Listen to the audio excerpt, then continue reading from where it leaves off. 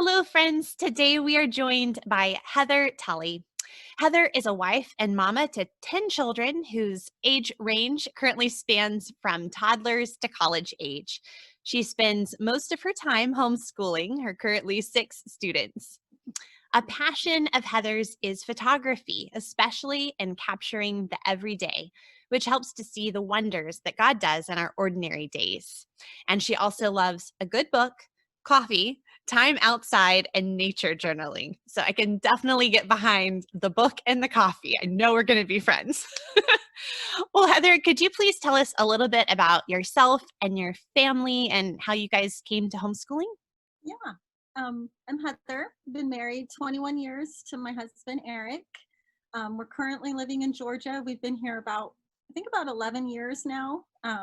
Started out in Ohio, where we met when he was military. So my youngest is 3, all the way up to age 20. So this year we have one college student, and she lives at home. She commutes, but she's here, which I'm really grateful for. And then my high school senior is doing dual enrolling completely online. So he's home, but I kind of feel like, he's becoming that college student. And then I have a 16-year-old and 14, it kind of goes every other year, 14 and 12-year-old who are in the same grade. And then 11, 8, and then 7, and then a 5 and a 3-year-old. So 2 toddlers and 6 students this year. We talked about homeschooling before we got married. I had been homeschooled off and on, mostly junior high into middle school, went back to homeschooling, and then did dual enrolling at college and ended early. So I had a little bit of experience with homeschooling. My husband did not. He went to public school, wasn't a believer at the time, so it was kind of new to him. But we knew we wanted a culture where we could be with the children to teach them out the day, not just in the evenings or in the mornings. We really wanted to have strong family bonds and fellowship. So that was really important to us. So I think it was just something we always did. We never even thought about anything else. When we started, things have changed since then because, we were learning as we went. I had never taught phonics. All that was new, but I think we just never questioned. We just kind of knew our family was going to be revolving around the homeschooling circle. So. And how has your approach to homeschooling, kind of grown and changed over the years as you've gained more experience? Yeah, so when we started, it was more purely classical. And it's what I had read a book about. A friend gave it to me, and it was really exciting because I love history. As a little girl, I loved history, and I still do. And so I really liked the emphasis on history. I loved how rigorous it looked to us. So we kind of started down that pathway, and I think through the years, about 2016, we kind of made a turn and did more of a Charlotte Mason approach. And that came about for 2 things. One, Dawn Garrett. I know you've had Dawn on your podcast. Dawn and I used to live close together. So we did some book studies and discussed things. I read Karen Glass's Consider This. And that for me was eye-opening because I had always thought Charlotte Mason was in one camp and classical was in the other, and the 2 would never meet. And part of that was I had seen people Charlotte Mason homeschooling, but I think it was more of a unschooling approach. And for me, I was like, well, I don't think that works for my family. Like, I need more structure. And so I thought if you did Charlotte Mason, you didn't have any structure. You didn't have a curriculum. And so when I started to talk to Dawn and started to do some reading, actually started to read some of Charlotte Mason's volumes, um, it was eye-opening, and it seemed more peace. My husband says the internet is working. So I was struggling. I used to laugh and say that we classically unschooled because I could never get to everything like on that to-do list. We went 19 years of being pregnant or having a nursing baby straight. And so it was, when you're very busy with lots of littles, you can make this really long to-do list for your homeschooling and you don't get to all of it. But I think that was God's grace, because I think I would have tended to try to do too much, especially in those early years. And God kind of prevented it by giving us lots of little people to take care of. So yeah, I think that's kind of how our approach has changed through the years. Still classical. Now I realize they're not at odds with each Yes. other, but also more of a bent with the Charlotte Mason now. Yeah. Well, and it has not come out yet at the time of our chat, but I think by the time your episode it goes live, I got a chance to talk to Karen Glass Um, recently. And so that was such a fun discussion, just sort of delving more deeply into what you were just saying with her book, Consider This, which I read for the first time earlier this year, and just, seeing how, classical ideas and Charlotte Mason are not somehow mutually exclusive or, yeah. yeah. Well, let's talk about kind of the nitty gritty of being a mom of many. So you have, 10 children, as we mentioned earlier. And so first, I just wanted to say, like, what is your favorite part of having a large family? Yeah. My favorite part is sometimes the hardest part, and that's feeding everybody. I really like big groups. I mean, I even love to have other people. I love making food, usually with them. There's always at least one kid in the kitchen, if not more. And just sitting at a big meal and discussing things. I always laugh that Tullys like to talk. We like to debate, and we like to discuss things, sometimes rather loudly. And so a meal just makes that so possible. And it's such a wonderful way to invite other people into our homes. So I think even though it can be one of the hardest aspects with homeschooling, getting to food, it's one of my favorite things about having a large family. I didn't have sisters growing up, and so I love watching their interactions together. There's just a neat family dynamic of watching these older children help with the little ones, take them for a walk or read them a book, and watching the girls play together. You have to work to be alone in our house. And so there's a place for that, but there's always somebody there to do something with. And I love seeing that. I love seeing their relationship growing as they get older, and feeding them. Yeah. They're Yeah. always I love that part of homeschooling. It's just one of my favorite things is seeing those relationships, like you were saying, especially, the relationships between children that might not otherwise, necessarily seem to share much in common with their interests or personalities or, a wide age span. But to have just that time to have the relationship is so precious. It's such a good gift that God gives us in homeschooling. So. yeah, it gives an opportunity to teach a lot of humility. There's a lot of forgiving that goes on when you've got a large family, and so that part of it's also hard, but it's also really beautiful to see their relationships growing as they have to learn to be patient with that toddler who's really loud and you're trying to do your lessons, or has a ton of energy, and for a big kid to say, hey, I'll take him for a walk for a little bit, and just to see that growing is really special. And I think, well, if they were off to school, it's not very likely my high schooler would be spending much time with a toddler. And being home, he gets to be a part of that. So. Well, what are some of the challenges that come with homeschooling a large family? Yeah. Well, connecting with like individual children can be really hard. I mean, there's just so many of them. I think I've said that so many times when I've been praying, Lord, there's so many of them and there's only one of me. But I actually, almost every morning, I wake up and I pray, okay, Lord, show me who needs me today. Who needs that extra hug? Who needs that word of wisdom? Who needs a listening ear? Help me see which child really needs mama today, and just press that in my heart, because I want to be really aware of, I want to make sure one doesn't fall through the crack, right? We've got some that are really quiet. It can be easy to notice like the boisterous child.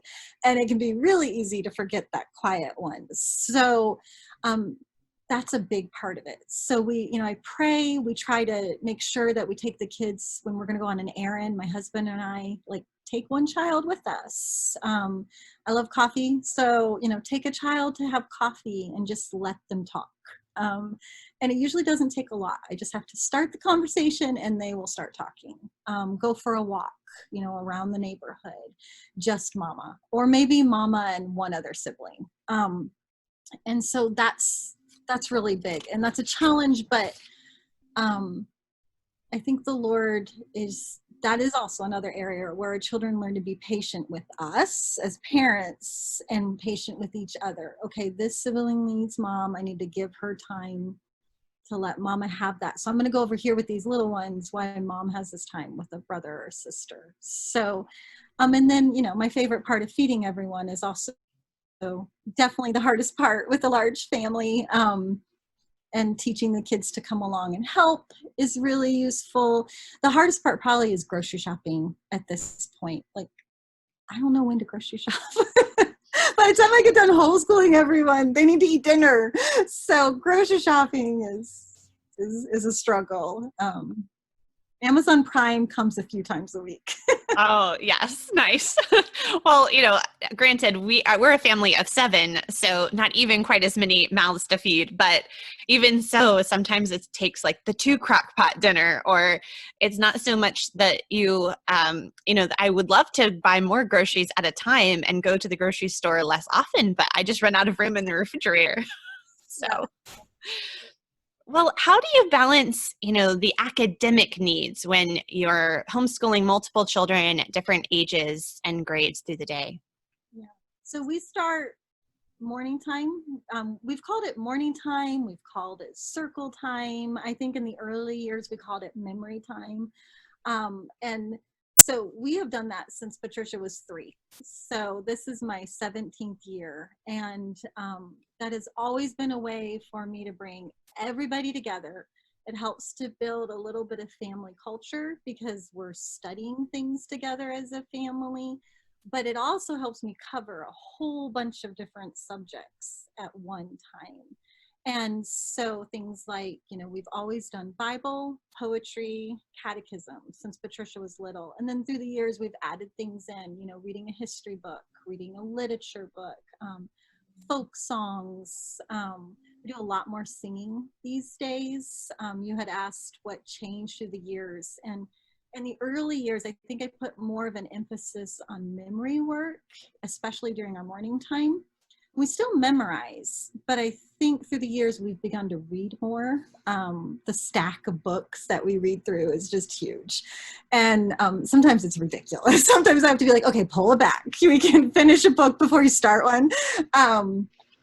But reading, and we sing a lot more as a family. And so that's one big way that I meet academic. And combining things is always very helpful in a large family. So everybody doesn't need to do their own history cycle. You can choose one. This year we're doing ancients. And so you can choose that, and then you can choose different books for the different ages of children, but you're all in the same stream. And so that helps just with your mind as a mom versus it going all over the place.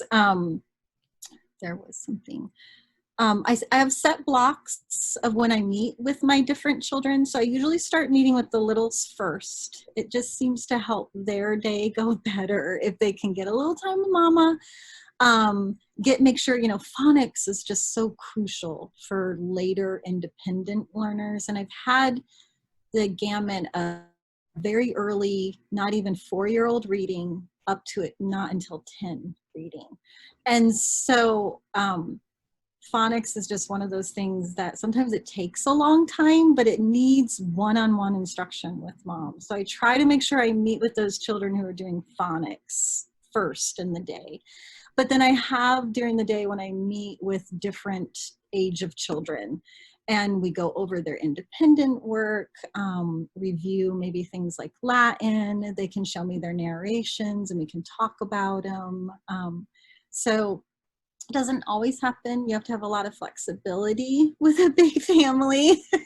There's interruptions to the schedule, but it helps to have a kind of a set time on the calendar. When they were a lot younger, it wasn't really a set time on the schedule as much as it was just a loop schedule. So I'm going to meet with Patricia last, and then Benjamin, and then Matthias, and then just loop around. And so I didn't get to you yesterday, you're first today. Now that I've got older children, I'm not having any nursing babies, we tend to be able to follow more of a timetable. But a loop schedule, like that saved me in the early years. I'm all about looping. Like we loop science books, we loop history, we loop morning time. It's just your sanity because you can't get to everything every day. And it brings a lot of peace to know, okay, we didn't read this book, we'll start there tomorrow. You didn't fail, you just pick up there tomorrow. I do a lot of summer planning. We didn't always take summers off when we had lots of nursing babies. We just went year round because, you take a break when a baby's born.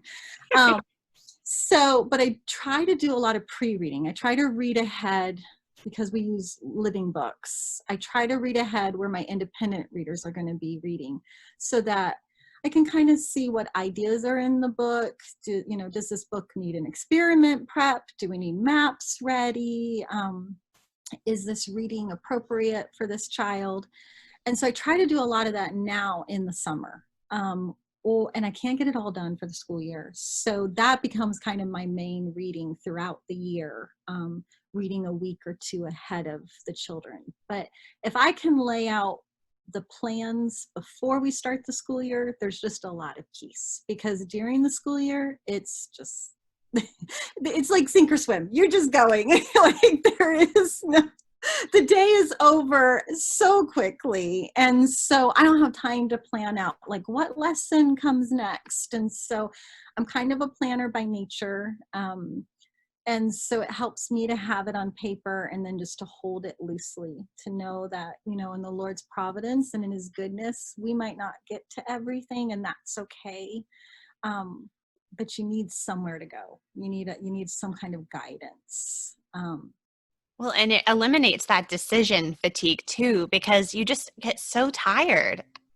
Even though it's a good thing, it's a good tired, but you don't need that extra brain pressure of trying to think, wait, what are we supposed to do next? It's nice if you just have the big picture plan in place, right where you're going. You don't have to think about it. Yeah, and kids ask enough questions. I don't need to be the one turning my own. So I think, yeah, for sure. It's just a lot of peace to know what comes next on the schedule. And it's very peaceful for older children too. I have one who he just really likes to know what's ahead of him for the week. And when he doesn't know what's ahead of him for the week, it's really hard for him. So giving him that plan and that course of action, boys just seem to be like, I need to conquer this, right? I need to go out and do this. So, and thankfully, like in the early years, we did Ambleside for years. This year we're trying See Me, See Out, and we've loved it, but they help with the planning. So I don't do it from scratch. I don't have the time. That I'm always in awe of these moms who are like, I just made everything. And I'm like, wow. So that gives me the stepping stones, but then you have to adjust it because I like to combine books. I don't want everyone in a separate book. Because I don't have time to pre-read all of that or read it aloud because I've had late readers. I have to read aloud a lot. So if I'm reading aloud a book, I'm going to see how many children I can fit into that book. And then with, balancing their academics, we've gotten creative through the years. We've done things like a co-op. So good friends have taught my children literature or a writing class or Latin. My husband has taught a few books per year. It kind of depends. We've gone through Dr. Grant's course in years past, and he taught that. So he read everything. He listened to the lectures, and they would meet with Daddy. And he's done that for science. This year, he's doing it for Plato and economics with the high schoolers. And so that's such a blessing for me because it helps take some things off of my plate. And also they get time to to interact with dad, which is always such a blessing. Um, so. Well, let me ask you a question sort of about, well, I mean, I guess it does apply to homeschooling because parenting is the trickiest part of homeschooling sometimes. But, when my big kids sometimes get a little irritated when they see me parenting their younger siblings because they say, oh, you would never have let us do this, that, or the other, or whatever. And I tell them, well, I'm a better mom. Like, I've learned how to be a better mom. I'm sorry, big kids, but you were my guinea pigs. I'm still learning, of course, by God's grace. But what are some of the things that you notice or things that you've learned that you do differently with your younger children than, when you were a first time mom? Yeah, yeah. I was thinking a lot about this one. I definitely have learned through the years to pray a lot more. And, we have a lot of work to do as moms. We're busy. It sometimes feels like we're busy all night with that nursing baby and then all day long with our children. And that's good work. We're supposed to do the work. But I think as the kids especially have gotten older, I've realized how much more I need to pray. How much more before I go to speak and say something to an older child, I need to spend a lot of time praying that the Lord will impress that upon their heart. Praying for wisdom to know when to say something and when to just be quiet and let the Holy Spirit say something to them. So I think, and that's all God's grace, because that is not any kind of boasting. That is the Lord teaching me the hard way when I spoke too soon, when I tried to do too much, and instead of helping, it just hurt. And so, that's the beauty of having those different ages in our home, is that you've got these big kids, and their bedtime's like here, and you've got younger kids who are like, what, and slowly through the years, like the younger kids' bedtime has gone up, right? Oh, And, 100%. and they're like, what? And I'm like, well, you're up, so they might as be up. Like, it's just, so some of those things are kind of comical, or, like, Mom, we never watched this movie until this age. And it was like, well, we're trying to do family time. So we're just going Oh, yes, that is so our experience too. some of those things are kind of fun. I hope, I really pray that I've learned to enjoy my children more. I pray that I'm smiling more, and I pray that that's part of the beauty of, like, we've learned to do nature walks. We didn't do that in the beginning, nature journaling. And that has been such a beautiful way for me to just enjoy my children, because you're going out in the world, and we go with a group because I need the accountability. Otherwise, I'm like, oh, it's a little cold. Let's not go. So I need the accountability. But we go, and it's just, there's these things they find, and they're so quick to come and show you, and there's such joy. And it helps me to slow down, versus I think if I was home, I'd be like, okay, there's laundry to do, and there's dishes, and let's read it, let's finish this math lesson we didn't do earlier. And so that has been a great step in learning to just spend time with my children and enjoy them and learn alongside of them, which has been, it's just been a really beautiful thing. Um, I so appreciated what you said about learning to pray more than being so quick to speak. And I think the Lord is so good to humble us, right? To sometimes humiliate us for our good, to really see that, I think sometimes, or at least I will say I came into parenting really, even though I could have said it was going to be by God's grace, with my mouth, my actions and my heart really were more like, no, I'm going to do this great thing, and I'm going to parent well, and I'm going to homeschool well, and it's going to just like create this perfect little product. And over time, having to really repent of that pride really. And it's so much more of a peaceful place to be, to realize that it is God at work in the hearts of our children, not yeah, us. it's so peaceful and so encouraging to remember they're first His. I think, and sometimes when you hold that baby, you can kind of forget that, because you're so busy doing, and you need to be doing. but these are the Lord's children first. And they're also our fellow brothers and sisters in Christ. And as they get older, that relationship kind of shifts. They still need to be respectful. You still have your household rules that they're going to be like, what? I will never do that. And you're like, that's fine. When it's your home, you can do that. But, there's also a lot that you just realize, would I want to say that to another Christian? Would I want to assume that? Like, Lord, make me more long suffering. We're walking this journey together, more so as they get older, versus they're kind of following you and doing what you do. They start to take their own path as they get a little older, and it does look like what we think it's going to look like. As when they were little, you think, oh, this is the way they're going to go. And the Lord's like, no, they're mine. They're going to go this way. And just praying for the humility to rejoice in that and to see all the glorious things God's doing in his time in them. And it's great fun. I love discussing and talking with them and seeing their passions. So it's a lot of fun. They stay up really late. They don't like to get up in the morning. I'm a morning person. So, I have to, but that's okay. It stretches me a little bit. So, but it's a great delight to see the Lord working in them. And that was the beauty too of Charlotte Mason helped me to see that I didn't have to teach everything to them. Charlotte Mason says that, you're a guide, you're a philosopher, and you're a friend. And the emphasis really becomes on the child taking their learning on for themselves. You are to glean the ideas from what you read. I don't need to tell you the key points of what you read in a certain paragraph.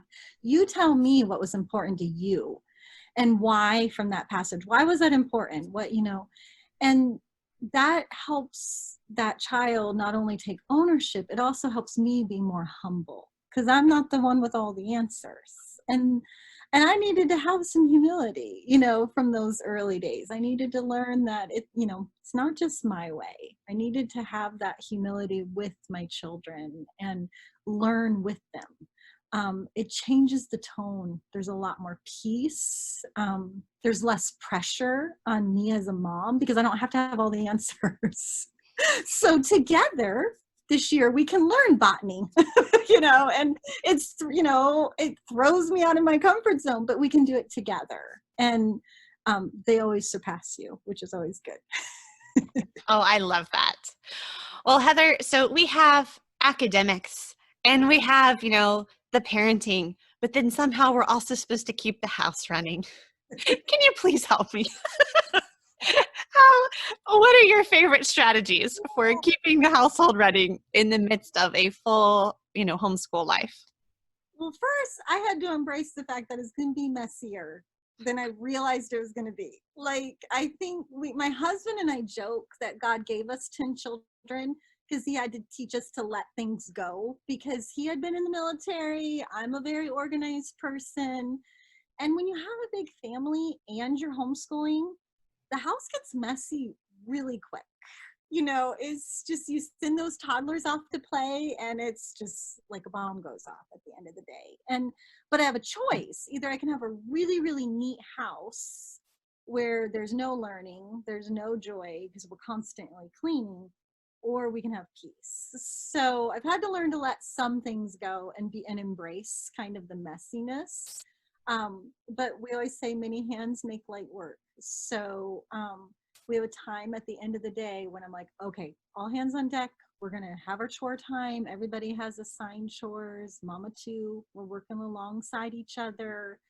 And it doesn't take long when you have a big family, when everybody's pitching in. And knowing there's a time at the end of the day helps me to leave it. So I'm not like, oh, go pick up, or go put that away, because I know at the end of the day we can get to it. So I actually have a timer on my phone. Okay, this is the time, everybody gather. So that's a big part of it. I'm always doing laundry. Like I start laundry the moment I wake up in the morning and pretty much do laundry until I go to bed. I often listen to narrations while I'm doing laundry. It's probably not very Charlotte Mason-y because I'm not focusing on the child, but I've got a lot of laundry. So there, always do laundry. Like if you can keep laundry in the refrigerator full, you can pretty much run a house. And I always loved, Elizabeth Elliot used to say, do the next thing. So I am a planner by nature, but I need to sometimes just do the next thing and not worry about how this fits into the weekly schedule or what are we going to do in 6 months from now. Like, just here, this work is before you, focus on this, and the Lord will provide for the next thing. So that helps me be at peace. And my attitude, it's so hard because you don't want it this way as moms, but really and truly our attitude just has this rippling effect. And so if I can be at peace, it helps. It doesn't mean your children are going to be like, well, mom's peaceful, I'll be peaceful. They can still choose not to be peaceful, but it helps so much. So focusing on what matters. I mean, an organized home helps because, when you go to teach math, you really do need the math book on the shelf. We had this conversation today. Like, if the math book's not there, I can't teach you math. So, you really do need to put your stuff away. But, you have to have a lot of patience because you're teaching them habits, and habits take time to build. But our kids' work, they help me because mama can't do it herself. I know it's going to be so sad when all my kids are grown and I have to start cleaning the bathroom again. I know. Or like several nights a week, my children make dinner. And so I'm like, ooh, what's that going to look like when I have to make dinner like every night of the week? But, that maybe there'll be grandkids. I keep thinking maybe I'll have the grandkids come over. Cook with the grandkids. Well, this season of the Homeschool Conversations podcast, I'm asking all of my guests the same 2 questions. So let me first ask you, what are you reading lately? Yeah, so I just started a new one. I wrote down the name so I wouldn't forget. It's called The Tech Wise Family, and it's by Andy, I think it's Crouch. And so it's short. It's not a intense read. It's very easy to read. I took it with us to ortho appointments this week. But it's talking about how to use technology wisely and how to go about just kind of putting some guidelines on it. But what I loved about it, he says there's not one way to do it that is for all families. And his daughter writes in the preface, and she talks about how growing up this way helped her to see the wonder of the world outside of screens. And I'm very big on that word wonder. And I'm very purposeful in trying to see the wonder of God's creation and the wonder he's doing in my children and in our lives. And so that really hit on me and like perked my interest. And so, when you've got college students, they're working online, you've got children, my big kids have phones, not my younger ones. There's just a lot of screens in our home. So it's a constant push and pull and, just praying for wisdom. So I'm excited. I'm not very far, but it seems really good.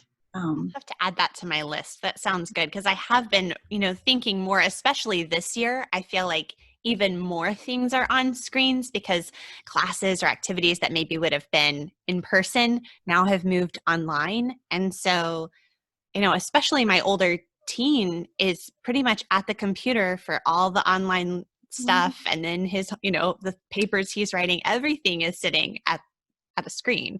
And some of that's unavoidable and not necessarily bad, but I feel like some of it's just sort of happened without me thinking about it and I would rather be purposeful. So I'll have to add that book to my list. Yeah. And I'm also reading Karen Glass's In Vital Harmony.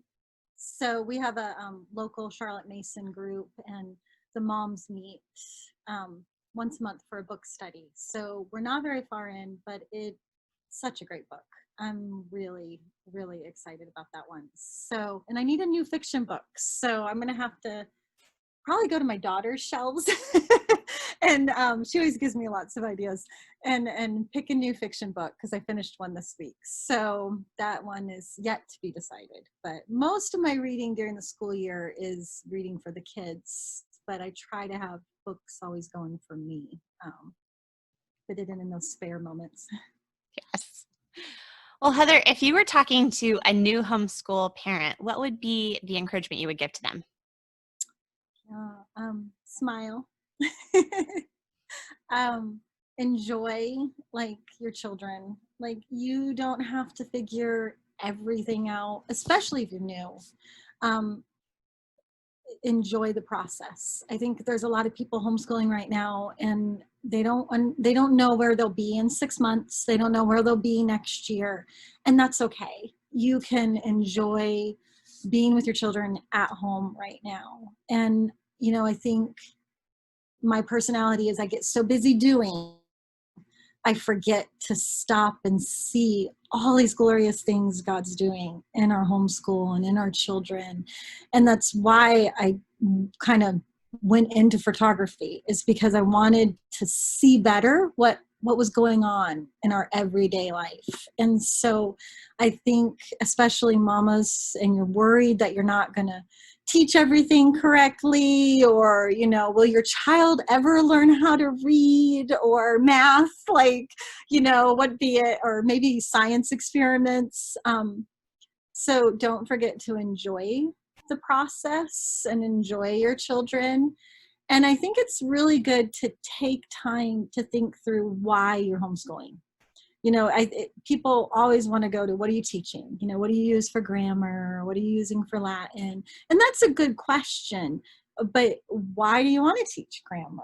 What is your view of your children? And think through the principles behind your educating your children. And that takes a little while, and it's going to grow, and it's going to expand as you study. But I think it'll help make, I think, your homeschooling journey more enjoyable and fuller than just teaching spelling and just teaching math and science. It's so much richer than just a subject. It's a way of living with our children. So yeah, but you can do this. Like, God gave you your kids.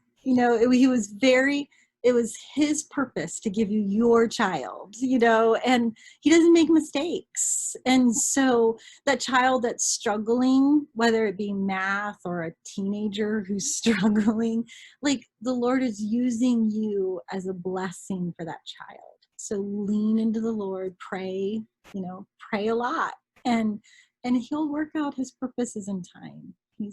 He loves you, and he loves your children. And I think, the older my kids get, you just cling to that. Like, the Lord loves us, and he's working out his goodwill in our family in his timing. So. Such a good encouragement, no matter how long we have been homeschooling, whether we're new or not. That is where our hope lies. And so that was a good encouragement. Thank you. I needed to hear that today myself. Well, Heather, where can people find you online in your beautiful photography? Oh, thank you. I'm on Instagram, so Heather Tully Photography. Share pictures there, share a little bit about what I'm reading. So yeah. And I will link that up in the show notes for this episode at humilityanddoxology.com. Thank you, Heather, for taking the time to chat with us today. I know this is going to encourage a lot of homeschool moms. Thank you for having me.